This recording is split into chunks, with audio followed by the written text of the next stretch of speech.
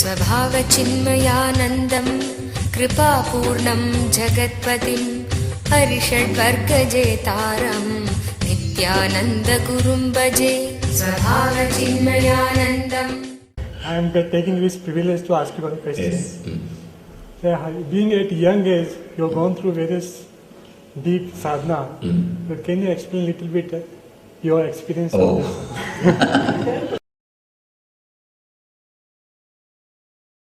All right. Thank you. I had the fortune of sitting at the feet of Ramana Maharshi's disciples. You must have heard of Ramana Maharshi, a great master who lived in Arunachala. There's a place called Thiruvannamalai, maybe 5-6 hours drive from here. 5 or 6 hours drive from here. That's my native place. I'm born and brought up in that Arunachala. Usually in India, Swamis don't tell their native place or don't feel proud about it. But in my case, it is not geographical connection. I have a deep spiritual connection with Arunachala. So I am proud of that place, and I always feel connected and I have a deep respect for that place. It's one of the very powerful spiritual energy center and world's biggest Shiva temple. Something like a 27-acre built up area in granite and a huge tower, 220 feet or something. World's biggest Shiva temple is there. World's biggest Vishnu temple is in Srirangam. Biggest Shiva temple is there. I had the fortune of sitting at the feet of the Ramana Maharshi's disciples on Annamalai Swamigal. Maybe some of you would have seen him also. A great soul who left the body only 95, 10-12 years ago. He was, I can say that around the age of 10, I started visiting him. It's like not any spiritual reason or anything, just my parents will take me. In India, you know that parents will force the kids to go with them when they go to these temples or to meet Swamis. One nice thing with that Swami is he will always give candy, so he'll give some sweets. So I'll never miss when I know that they are going to meet this Swami. I'll go there and sit with him. Many times he will give candy, and maybe because of candy, I felt very connected to him. Not anything else, just you don't need to do anything and you can just sit and you don't understand also what he talks. It's good in a way. You are not disturbed. You can mind your business and at the end you will have candy. So, one day, somehow, I don't know whether fortunately or unfortunately, I was drawn to what he was talking. He was talking something like we are not body, we don't have suffering, we are beyond pain. These kind of words. Not only I was not convinced, I was not able to understand. How can he say that we don't have pain? If my mother beats me, I have pain. I remember that when my mother beats me, I have pain. I have suffering. Anyhow, I went to the home and continuously contemplating on this word. He is saying that I don't have pain and we don't have pain, we are beyond suffering and we are Atma and all those things. I was not able to brush him aside also because I somehow felt he is a very honest person. He is a very truthful person. He is not the person to tell lies. Maybe because of candy, I don't know. That relationship is developed. Because of the relationship, I was not able to just reject him, completely throw him away. I was continuously contemplating, then took a knife from the kitchen and cut my thigh to see whether I have pain or not. Still the mark is there. Of course, not only I had pain, my mother gave me few puja and took me to the hospital nearby and they did first aid and whatever they need to do. Something like 13 stitches they made, such as deep cut. 13 stitches they put on. Anyhow, I became alright in maybe 10 or 15 days. I became alright and I went to him again and asked him, what is this? What have you taught me? You told we don't have pain, we don't have suffering. And still I remember he was repeating some Gita sloka, Nayanam Chindanti Sastrani Nayanam Tagati Pavata. See, this Arjuna, this guy is intelligent. When he heard all this truth, he killed others and verified, not himself. But in my case, I went and cut myself. That's where the problem started. Anyhow, I went and asked him, what is this? What have you taught? You did like this? And I'm having pain and suffering. My mother was shouting at me. He said a beautiful word. Still I remember. His eyes became very compassionate and soft. And he said, my son, don't bother. Just look inside and see from where the pain idea is coming into your being. See, now I am using a very logical words to you. He was not using this many words. In Tamil he said, Tamil is my mother tongue. In that language he said, Vali yarukunu parra. He told me, who is having pain? Look inside. Please understand. I tell you honestly, I am a 10-year-old boy. I can't understand the Vedanta or philosophy. I can say, honestly, he initiated me with that word. He initiated me into that method of enquiring or going into the truth. Now I know all these big words. It's a self-enquiry, great Vedanta Vichara and all these words. To tell you honestly, at that time, fortunately I did not have an intellectual stuff. Otherwise I would have idea, oh, it is a big thing, I cannot do.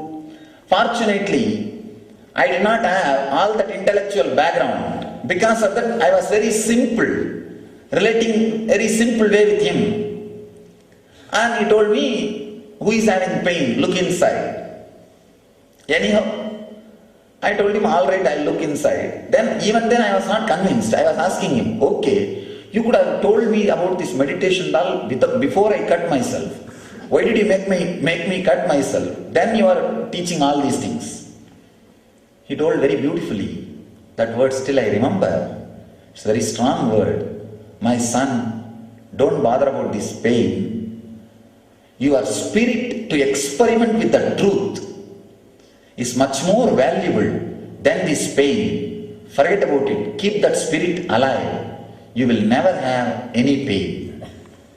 It was a very strong word from him. Keep the spirit of experimenting with the truth alive. Keep the spirit of playing with the truth. Maybe I can say the word which he uttered was initiation. Means like initiating me into the technique, into the truth. The second word which he uttered is giving courage and confidence to travel in that path. To travel in that path, to continue the journey, to do my tapas. That was the first and very strong inspiration. And I was playing with the technique. Whenever I find time, I'll sit and see that from where the pain is coming. Sometimes it will feel like the pain is in that area, same area where I had the pain, where I had the cut. Sometimes suddenly I will feel the pain is coming from some other area. Somewhere else I am remembering the idea of pain. So it was just a play for a few days. That technique or the method. One day evening, I was sitting at the foothills of Arunachala and trying to play same way with this technique. It was not a serious meditation or tapas or anything. It was just a playful remembrance or trying to see from where that idea that I am suffering or I have pain is coming. I was trying to find the source, and by the grace of Arunachala or by the grace of and now the Swami with the Guru Krupa and the Daiva Krupa, some strong experience happened, something opened up inside.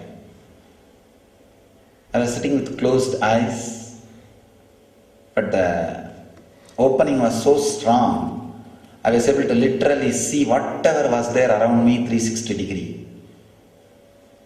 Of course, it's a very mystical experience. If you are not able to logically accept, please forgive me.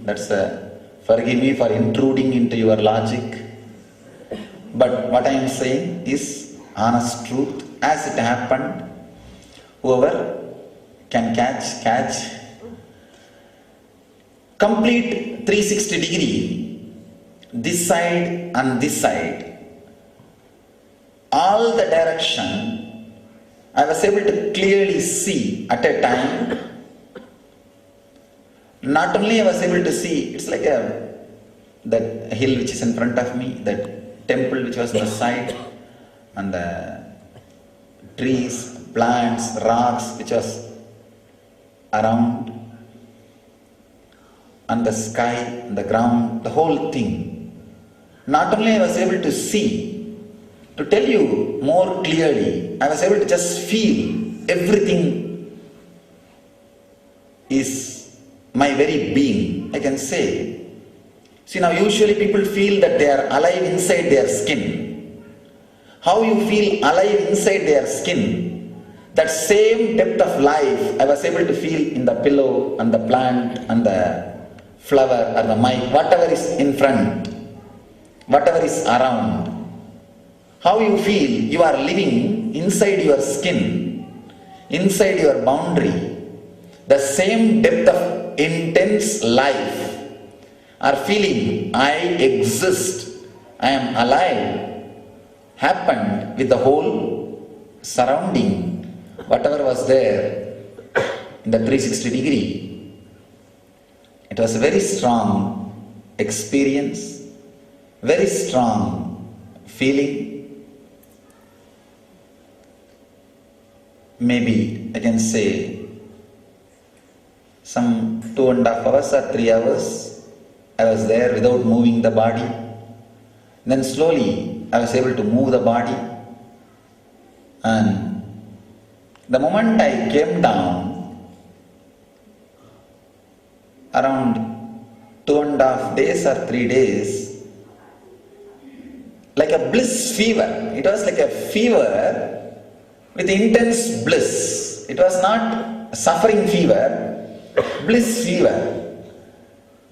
Feeling like I have to go to that place again and again, the place where I had experience. One side it is pulling, the other side, because of this newness or something unknown, the fear was also there.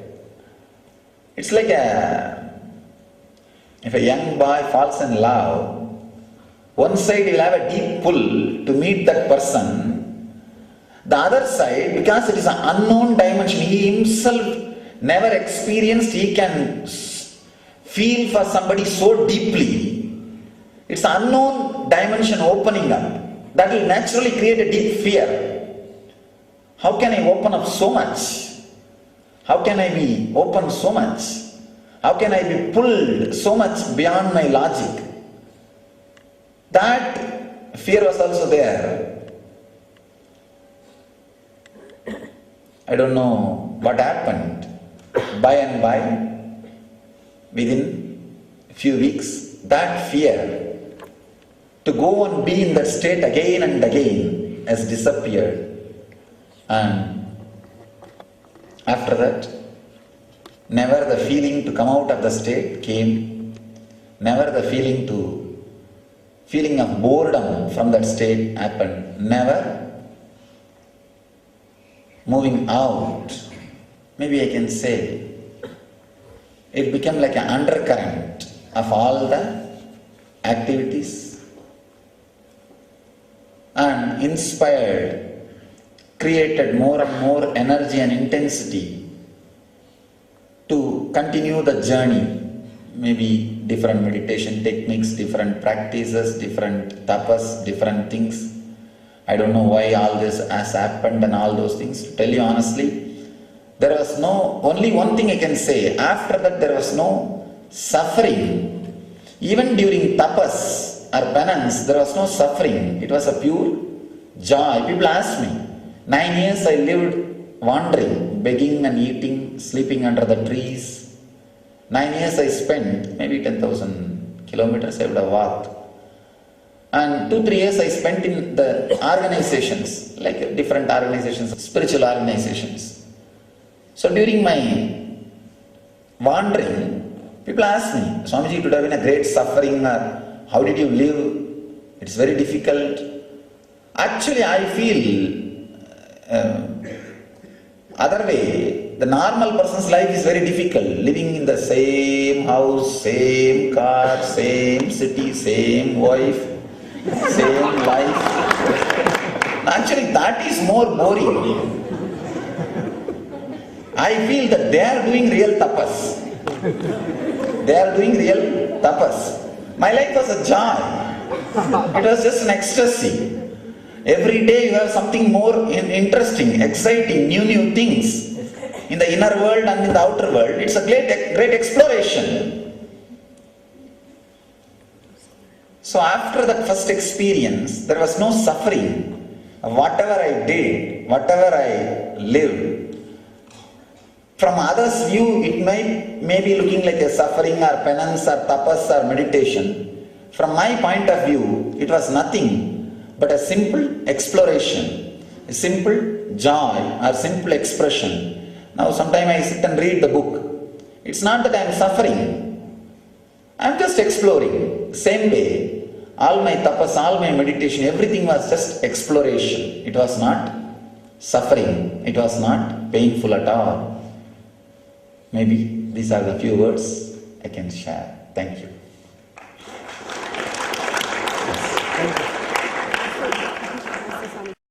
शिवोऽहं शिवोऽहं श्री